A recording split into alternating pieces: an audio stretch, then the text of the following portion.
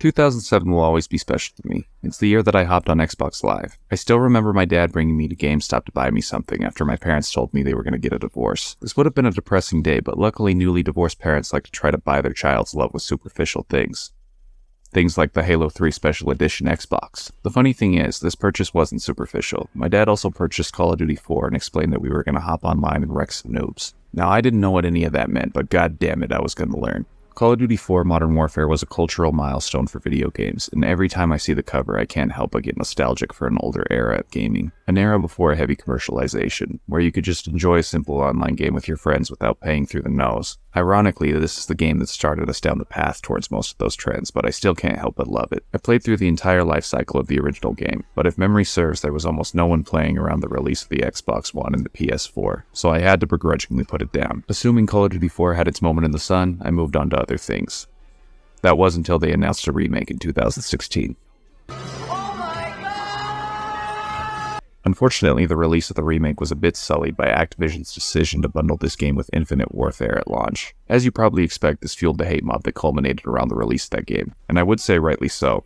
But that being said, I couldn't help but buy it at launch. Couldn't help myself. I was basically getting another shot at my childhood. Of course, I wasn't going to pass up that opportunity. I explained to my girlfriend at the time how she wasn't going to see me very much after the game launched. Funny enough, I had plenty of time to play the game because she just decided to break up with me. Nice shot! I've been in a very nostalgic mood lately, so I couldn't help but go back to the game that introduced me to competitive online multiplayer. This review will primarily cover the remake because I do consider it the definitive experience at this point, and the remake is the only version that still has a multiplayer population. With that out of the way, let's take a look at the game's classic story.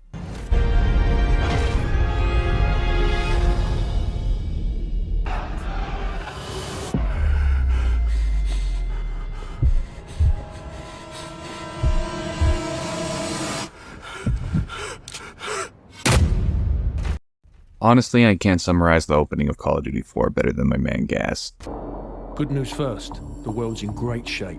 We've got a civil war in Russia, government loyalists against ultranationalist rebels, and 15,000 nukes at stake. Just another day at the office. As you can see, the world's in turmoil, and it only gets worse when factions from the Middle East and Russia combine forces to cause havoc. The only way to counter this is through intense, rigorous combat training. Knife the wall. You will play as two elite soldiers from two separate countries to try to stop the devastation. Soap McTavish of the British SAS and Paul Jackson of the United States Marine Corps. Both have full squads they complete missions with, but to be honest, you don't get attached to many of the characters, and the ones you do get attached to are on a superficial level. It wasn't until the sequels we would see more personality of iconic characters like Price and Soap. In general, this game was much more reserved. You know, for Call of Duty.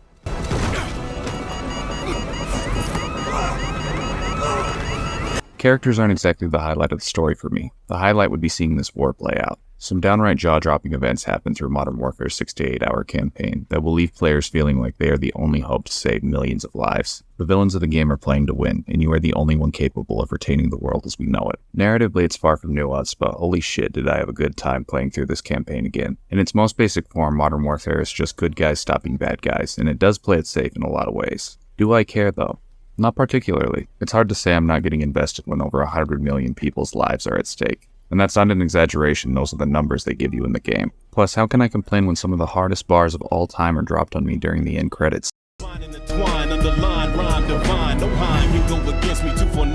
God, I'm satisfied. Don't expect the story to reinvent the wheel, because you will be disappointed, but I can say you'll have a good time if you've never played it. Hell, I played it more times than I can count, and I still had a great time. Of course, the narrative's not the highlight of Call of Duty 4. The true highlight is the gameplay.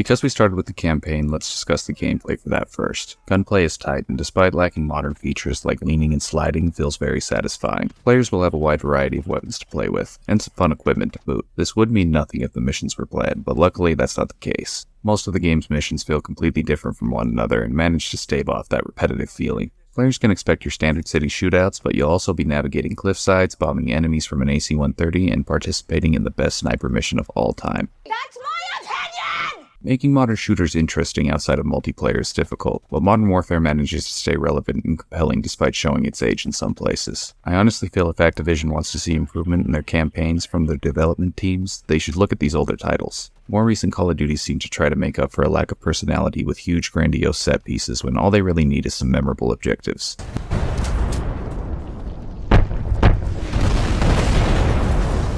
You can continue to spice things up with cheats that you unlock by collecting intel through the campaign. These can be activated through the story mode and can occasionally be ridiculous. Infinite ammo and throwing super grenades is a good way to feel like you're going on a power trip. And if that wasn't enough, continue testing your campaign skills through the arcade mode for a high score. Players can also tailor their experience with the game's different difficulty modes, but not all of them are great. I would go as far to say that the best and most enjoyable experience is played on Hardened. The lower difficulties feel far too easy, and Veteran difficulty is... how do I put this? Oh yeah, baby, expect that classic Call of Duty veteran bullshit here. I'm talking about dying the second you come out of cover and the grenade spam is on full display. If you love veteran difficulty, I'm happy for you, but I can't help but think you love pain in some way. For God's sake, take a look at the footage of Mile High Club on Veteran.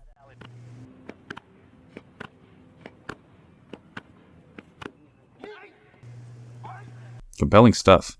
The original Modern Warfare does have an amazing campaign, and the gameplay is some classic shooting goodness, but that, of course, is not the reason I fell in love with the game. No, what I fell in love with was Call of Duty 4's influential multiplayer.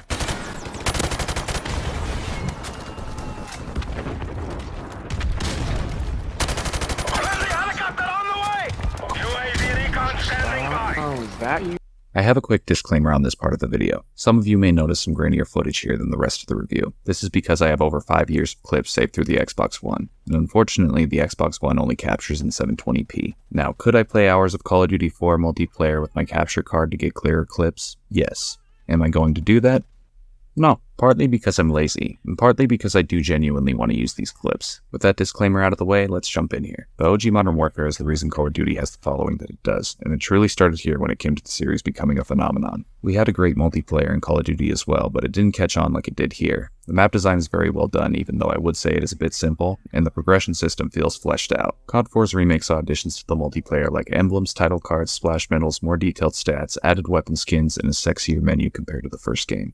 After launch, updates came out to add different melee weapons and guns. The gameplay wasn't altered too much with the melee weapon add-ons, but some of the added assault rifles feel a bit overpowered. They are crazy accurate and seem to deal a large amount of damage. This in no way is game-breaking in my opinion, but I know it bothered some players, so I felt the need to mention it. To add to the irritation though, the only way to get these new weapons is by unlocking all items associated with the gun. The only way to do that is through the depot, where you guessed it, they want you to spend real money. Bitches!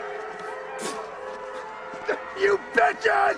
Luckily, the developers were feeling reasonable when making this part of the game. They made it so you can buy the depot crates with in-game money that can be earned by simply playing the multiplayer. I also found you can cheese out items if you just keep buying the same depot box over and over. Doing this will lead to duplicated item drops, which in turn will lead to more salvage. Get enough salvage and you can just buy all the items you need for that new weapon. Once you set up a class, you can hop in and start playing one of the game's modes, but unfortunately there are only 4 modes that still have an active player base after the 6-year life cycle of the game. I can say that most of the best modes are still playable, with Team Deathmatch, Free-for-All, Domination, and my personal favorite, Hardcore Team Deathmatch. This is far from the variety that was offered at launch, but is still more than enough to have a great time. Call of Duty 4 was an era before overpowered perks and kill streaks. There are no perks like one-man army here, and the best kill streak you can get is up to 7 kills for the attack helicopter. With this being the case, it encourages players to play more methodically. If you want to live longer, you're probably going to have to play slower than you're used to, especially with the spawns being the way they are. There's usually a set point on the map that if a player crosses, all killed enemies will begin to spawn behind you on the opposite end. This will effectively lead to your team getting shot in the back. Sometimes I feel a bit cheeky and think I can handle running and gunning like a madman, but You're not that guy, pal. Trust me. You're not that guy. Okay. yeah, if you've been on my team in the past and hate my guts because of this, I understand. I have to say this multiplayer is my personal favorite in any game, and I only have one thing to chastise. Activision's choice to release the DLC maps as paid was a dick move. I say this because 1, it's ridiculous to charge for maps that came out over 10 years ago, especially when a lot of your players already paid $80 for your game, and 2, it occasionally fractures the player base. I own the maps, but this is only because I was suffering long periods of being unable to find games. Due to so few lobbies being available, you may have a hard time finding games without the DLC map pack, and when you do find them, you will never see those maps come up in the rotation, which is why I've only played each of the 4 DLC maps 2 to 3 times despite owning them for years. Just another example of Activision prioritizing profit over everything, and it only highlights video game companies' lack of interest in instilling brand loyalty in their players. But I digress. I would still say it's worth playing the multiplayer. The game's community has kept it alive on consoles, and it's hard for me to put into words how thankful I am for that. But if you're still not sold, picking it up might lead to you hearing some of that classic Call of Duty trash talk. When I say you got kills, bro, we came to you. Like, you just sat in the back like a bitch. Don't fucking tell me you're good at this game. That's your fucking stupidity, not mine. There's only one more category to talk about, and that's the presentation. So let's see how much the remake actually improved. We're going deep and we're going hard. Surely you can't be serious. I'm serious. And don't call me Shirley. Put it simply, the remake improved almost everything. The sound design and the visuals were mostly built from the ground up, and managed to bring this older game to the modern age. This remake is 6 years old, and the footage you're seeing here is me playing on my launch day Xbox One. It still manages to look stunning. Character models and facial animations are top-notch, and the dynamic lighting in the game is mouth-watering. I stopped my playthrough multiple times just to admire the visuals. They also took the time to upgrade the animations for the game, which leads to some gritty moments.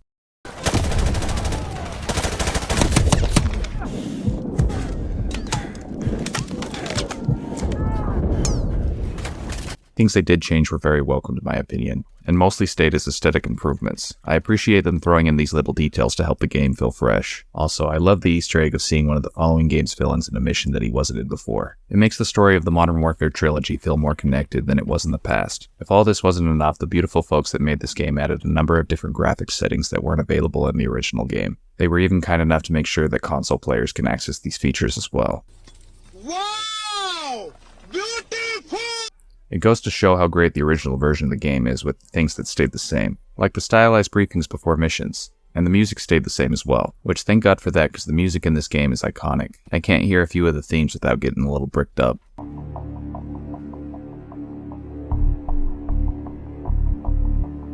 Call of Duty 4 was a turning point in the shooter genre, and that's often what it's remembered for. Personally though, I remember all the good times I had playing with my dad and his clan. I have put over a month's worth of collective time into this game and I regret absolutely nothing. I will gladly hold on to those memories, and I have to thank the guys over at Activision, Infinity Ward, and Raven Software for bringing Call of Duty 4 back to life. Don't get cocky now, Activision. You're still slimy. Fuck you! In closing, please pick this game up if you haven't. And if you already have, boot it back up and hop into some multiplayer. Who knows, maybe you can drop my KD further than it already is. Bloody hell, we just got our asses kicked!